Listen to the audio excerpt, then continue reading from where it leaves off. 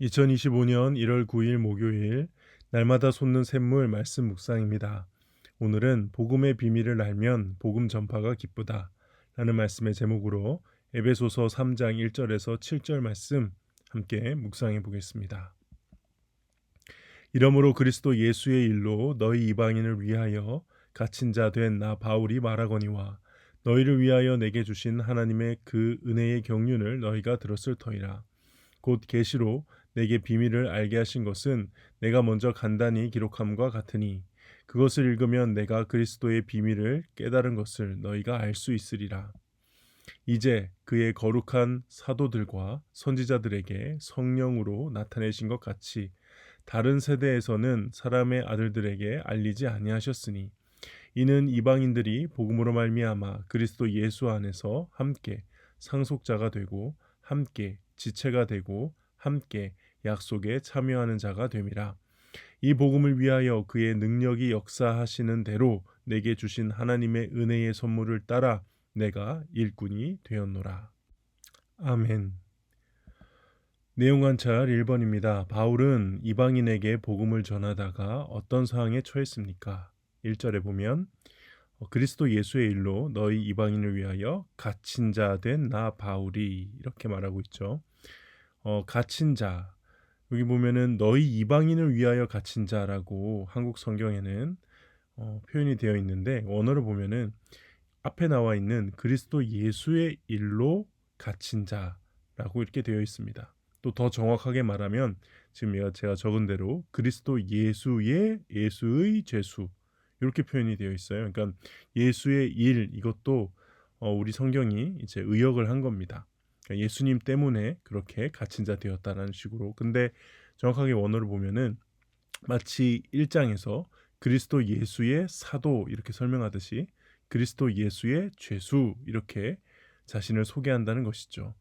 여기서 우리가 알 수 있는 것은 무엇입니까? 예수를 향한 전적인 헌신, 삶의 모든 것이 예수 그리스도에 집중되어 있는, 초점을 맞추고 있는 바울의 모습을 알 수 있죠. 이때 바울은 3차 전도 여행 이후 이제 예루살렘으로 갔다가 이방인, 사도행전에는 드로비모라고 나와 있는데요. 이 이방인을 성전으로 데려갔다라는 죄목 때문에, 그러니까 이거 약간 모함을 받은 것이죠. 이것 때문에 다시 재판을 천부장에게 받고 벨릭스 총독, 그다음 베스도 총독, 아그리파 왕, 결국 상소를 해서 로마 황제에게 재판을 받기 위해 이제 로마에서 가택 연금을 당하고 있는 상태, 그 상태를 시사하고 있습니다. 내용 관찰 2번입니다. 바울은 자신이 어떻게 하나님의 일꾼이 되었다고 말합니까? 7절입니다. 그의 능력이 역사하시는 대로 그리고 하나님의 은혜의 선물을 따라 내가 일꾼이 되었다. 그의 능력이 역사하시는 대로라는 뜻은 지금 바울이 하고 있는 이 사역, 이 사도 직분, 이 모든 것은 하나님의 강권하심으로 인도하심을 받고 있다라는 뜻이겠고요. 은혜의 선물을 따라 내가 일꾼이 되었다는 것은 내가 이 사도 직분을 가지는데 내 공로, 내 능력이 아닌 오직 하나님의 은혜, 그 선물, 하나님께서 베풀어 주신 것이다. 이런 생각으로 겸손한 마음으로 사역을 하고 있는 것입니다. 특히 이 모든 바울의 일꾼됨, 사역, 사도 직분은 이 복음을 위해서 이렇게 쓰임을 받고 있는데요. 이방인들이 예수 안에서 함께 상속자 되고 지체되고 약속의 참여자가 되는 복음이죠. 그러니까 지금 에베소서 2장에서 계속 바울이 얘기했던 유대인과 이방인이 한 주님 안에서, 한 성령 안에서, 예수 그리스도 안에서 하나 되어, 한 몸 되어 하나님께 나아가는 이 복음을 말하는 것입니다. 이거는 이방인의 사도 바울의 인생과 사명을 관통하는 핵심 가치이자 바울은 이걸 위해서 목숨 걸고 사역을 하죠. 연구와 묵상입니다. 바울은 왜 감옥에 갇혀서도 하나님께서 주신 은혜의 경륜을 기뻐하며 복음의 비밀을 성도들에게 전합니까? 3절과 4절에 그 부분이 나와 있는데 바울은 이 복음을 이제 비밀을 알게 하신 것, 그리스도의 비밀을 깨닫게 한 것이다라고 이야기하고 있습니다. 그러니까 그리스도의 비밀이라 함은 우리가 계속 얘기하고 있던 이방인들이 함께 상속자, 지체, 약속의 참여자가 되는 유대인 입장에서 보면 굉장히 놀라운 어떻게 보면은 이렇게 받아들이기 쉽지 않은 그런 복음이긴 해요. 그러나 바울은 이 복음을 깨닫게 된 것, 이 비밀을 깨닫게 된 것이 그의 인생엔 너무나 큰 충격이었고, 좋은 충격이죠. 기쁨의 충격이었고, 놀라움의 충격이었고, 내가 정말 이 비밀을 전파하는 삶에 모든 것을 바쳐야겠다라고 생각하는. 그래서 그는 은혜의 경륜을 기뻐하면서 복음을 성도들에게 언제나 전할 수 있었던 것입니다. 느낀 점입니다. 복음의 비밀을 깨달았기에 현재 겪는 고난보다 복음을 전파하는 기쁨이 크다는 이 바울의 고백에서 무엇을 느낍니까? 깨닫는 것은 큰 기쁨입니다. 유레카라는 그 이야기에서 유래에서 알 수 있듯이 깨달음의 희열은 경험해 본 사람만 알죠.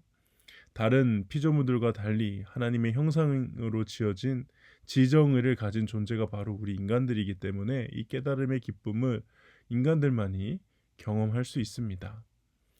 물론 기독교가 깨달음의 종교는 아니죠. 기독교는 깨달음의 종교는 분명 아닙니다. 계시의 종교죠. 하지만 이 진리를 깨닫는 기쁨이 분명히 존재합니다. 그것도 작은 기쁨이 아니라 아주 큰 기쁨이죠. 바울이 이 갇혀 있는 상태에서도 아무것도 못하는 상태에서도 이렇게 기쁨으로 자신이 깨달은 비밀을 전하고 있는 것을 보면 그는 하나님께서 이 깨닫게 하신 복음의 기쁨에 완전히 사로잡혀 살고 있는 듯합니다. 그래서 그가 다른 서신서에서 얘기했던 항상 기뻐하라.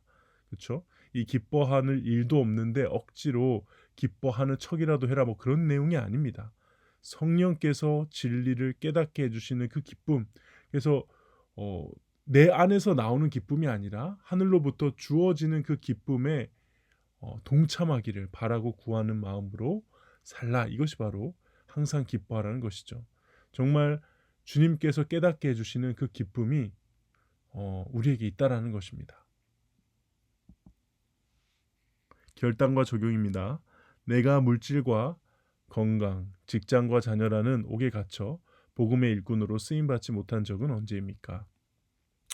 물질과 건강, 직장과 자녀는 일단 중요한 것이죠. 그러나 이것들이 지나치게 집착하면 우상이 되고 그다음에 그렇게 되면은 우리의 무엇보다도 복음의 기쁨, 내가 하나님 앞에서 받은 구원의 기쁨을 빼앗아 가는데 아주 중요한 역할들을 하는 게 바로 이 물질과 건강, 직장과 자녀인 것 같습니다. 그 위험은 우리에게 매 순간이 있는데요. 저 같은 경우에는 최근에는 자녀가 아무래도 복음의 일꾼으로 쓰임 받지 못하도록 방해하는 그 기쁨을 빼앗는 큰 것이 아닐까. 너무 자녀를 사랑하고 아들 하나가 있는데 그 아들을 소중하게 여긴 나머지 정말 중요한 것들을 못하는 일이 있지 않을까, 그런 걱정들을 한 적이 있습니다. 아무래도 그런 부분이 저한테는 좀 문제가 될 것 같고요. 복음의 비밀을 내 가족과 친구, 이웃에게 전하기 위해 무엇을 실천하겠습니까? 일단은 먼저 오늘 묵상한 대로 복음의 기쁨이 내 안에 충만하기를 간절히 구해야 할 것 같습니다. 오늘 본문의 5절에 보면은 성령께서 나타내신 것이라고 하면서 이 바울의 경험한 복음의 비밀이 주는 이 기쁨, 이것은 성령께서 주시는 것. 애초에 나 스스로 기쁨을 생산하는 게 아니라는 것을 깨닫게 해주시죠. 그렇기 때문에 매 순간마다 성령께서 이 기쁨을 허락해 주시길, 복음을 깨닫게 해주시길, 더 말씀을 주님의 계시를 눈 떠서 볼 수 있게 해주시기를, 그런 마음으로 성경을 읽고 기회가 되는 대로 깨닫는 기쁨을 나누는 것을 목표로 해야 될 것 같습니다. 특히 이런 것들을 나눌 때, 설교할 때 가르쳐 드리려고 하기보다 내가 누리는 기쁨을 나누는데 더 큰 신경을 써야겠다, 그런 생각을 좀 했습니다. 네, 오늘 묵상은 여기까지입니다. 함께 기도하겠습니다. 하나님 아버지, 감사합니다. 내가 소유한 이 구원의 복음은 사실 너무나 기쁜 것이고, 하나님께서 내 삶 가운데 또 말씀을 읽는 가운데 깨닫게 해주셨을 때 누리는 그 희열과 기쁨이 아주 큰 것임을 다시 한번 깨닫게 하셨습니다. 하나님, 이 기쁨을 놓치고 살지는 않았는지요? 하나님이 주시는 이 기쁨을 누리지 못하며 살지는 않았는지요? 제 자신을 돌아보며 다시 이 기쁨 앞으로 나아올 수 있도록 하나님 오늘 하루 붙들어 주시고 함께해 주시옵소서. 항상 기뻐하라 말씀하신 그 말씀 따라가게 하여 주시옵소서. 그렇게 하실 주님의 이름을 찬양하옵고 살아계신 우리 구주 예수 그리스도 이름으로 기도하옵나이다. 아멘.